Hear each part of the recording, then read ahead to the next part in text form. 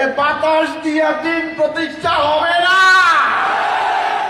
আমার কথা শোনো, বাতাসে বাতাসে দিন প্রতিষ্ঠা হয় না। ৯-৬ বুঝাইয়া ভোট নেওয়া যায়, দিন প্রতিষ্ঠা করা যায় না। বাতাসে কাম হইব না।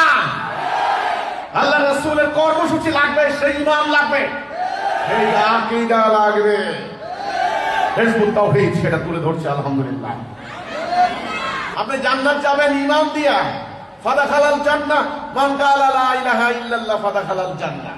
অন্য কোনো কথা নাই। মিন কালবিহি, হাদিসে আসছে মিন কালবিহি, একেবারে আত্মা থেকে বলতে হবে, লোক দেখানো না। লোক দেখানো ঈমান, ঈমান না, ওটা মুনাফিক। মুনাফিকের স্থান জাহান্নামের নিম্ন স্তরে, এটা সবাই জানেন এটা। ওকে, তাহলে জান্নাত যাবেন কি দিয়া? ঈমান দিয়া। তাহলে জান্নাতের স্তর নির্ধারিত হবে আমল দিয়া। আগে ঈমান না আগে আমল? আগে ঈমান। এই কথাটা মনে রাখবেন। এখন ঈমানটা কেন, এই কেনর জন্য এই উত্তরটা আমি এখন আকীদার আলোচনা। আকীদা মানে হলো সম্যক ধারণা, সঠিক ধারণা, ওভারঅল আইডিয়া, এটার নাম আকীদা। দেখেন আমার হাতে একটা ঘড়ি আছে, এর উদ্দেশ্য কি? সময় দেওয়া। মাথার উপরে একটা বস্তু ঘুরে, এটার উদ্দেশ্য কি? বাতাস দেওয়া। এই যে আপনি জানলেন, প্রত্যেকটা জিনিসের উদ্দেশ্য সম্পর্কে জানার নাম আকীদা। তো তাহলে এই যে আল্লাহ রাব্বুল আলামিন এই জিনিসটা পাঠিয়েছেন, এটার উদ্দেশ্য কি? এটার একটা উদ্দেশ্য আছে না? এই প্রশ্নটা করলে সবাই নাম হয়ে যান, সবাই ফ্রিজ হয়ে যান, সবাই স্তব্ধ হয়ে যান। দু একজনের উত্তর দেয় পড়ার জন্য। আর এটা কি ভাই পড়ার জন্য? তো চলেন সবাই মিলে খালি পড়ি, খালি পড়ি পড়ি। একজন ডাক্তার প্রেসক্রিপশন লেখেন, ডাক্তারের কাছে আপনি যাইয়া বলেন, ডাক্তার সাহেব আমার মাথায় ব্যথা, রাতে ঘুম হয় না, পেটে কামড় দিচ্ছে, হাঁটু ব্যথা করছে, ইত্যাদি ইত্যাদি, ডায়রিয়া হচ্ছে।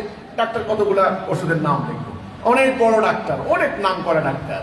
সকালে এটা খাবেন, দুপুরে এটা খাবেন, খাওয়ার পর এটা করবেন, এক্সারসাইজ করবেন, ইত্যাদি বাদ দেবেন, এটা করবেন, এটা গ্রহণ করবেন, এটা বর্জন করবেন। এই যে একটা প্রেসক্রিপশন নিল, আপনি সকাল বিকাল 2 বেলা খালি মুখস্থ করলেন, খালি মুখস্থ করলেন, এটা কি ভালো হয়ে গেল? খালি ভালো হয়ে গেল? আমাদের দশা সেটা হয়েছে না। মানব জাতির অসুখ, সামাজিক অসুখ, রাজনৈতিক অসুখ, অর্থনৈতিক অসুখ, আধ্যাত্মিক অসুখ কি আছে? যিনি সৃষ্টি করেছেন আল্লাহ সুবহানাহু ওয়া তাআলা, তিনি জানেন। এজন্য তিনি রিসালাত পাঠিয়েছেন, তিনি মেসেজ পাঠিয়েছেন মেসেঞ্জারের মাধ্যমে, মানব জাতির প্রেসক্রিপশন। কিন্তু দুর্ভাগা হতভাগা মুসলমান, মহান রব্বুল আলামিনের পক্ষ থেকে নাযিল হওয়া এই কিতাবের আকীদা তারা ভুলে গিয়েছে। ভুলে গিয়ে সকাল বিকাল পাঠ করে, 1 হরফে 10 নেকি, বাচ্চাদেরকে হেফজবান হাফেজবান